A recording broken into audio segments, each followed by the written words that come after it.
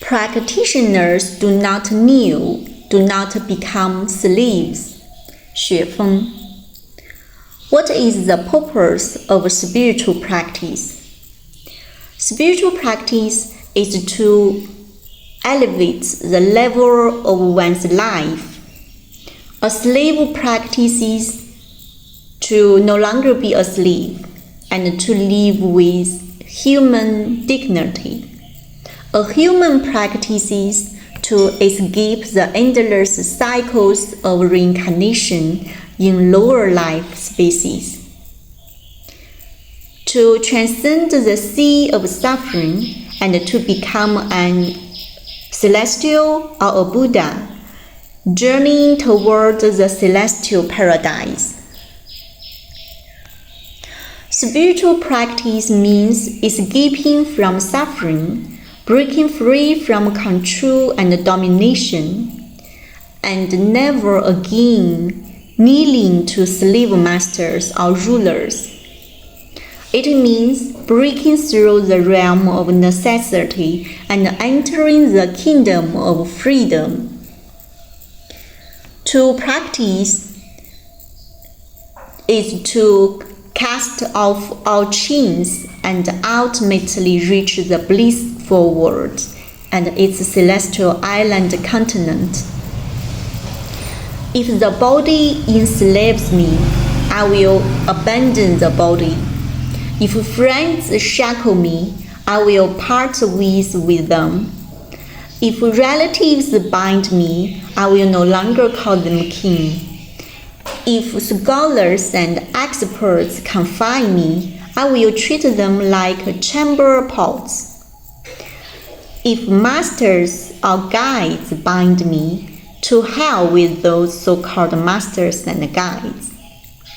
If the nation confines me, what use is such a nation? If the government binds me, to hell with your damn government. A practitioner is only bound by the greatest creator, by the Tao, by laws and regulations, never by another person. The only legitimate role of government is to serve the people, not to enslave them. Why do you restrict the people government? Just follow the Constitution and the law. It's that simple. For the people, what is not forbidden by law is allowed. For the government, what is not authorized by law is prohibited. If the government ignores the Constitution and laws and acts with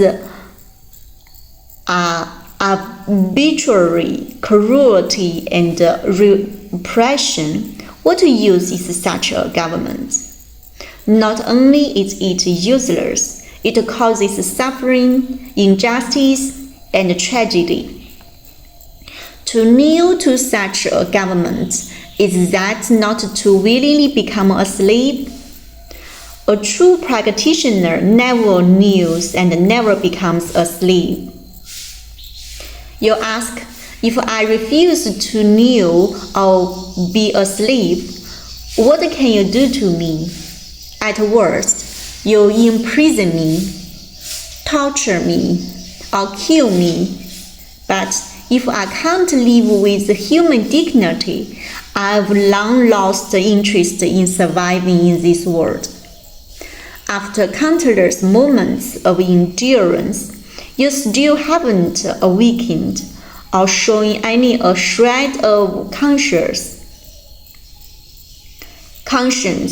You have no ability to let the people live in peace, but when it comes to harming and oppressing them, your skills are unmatched.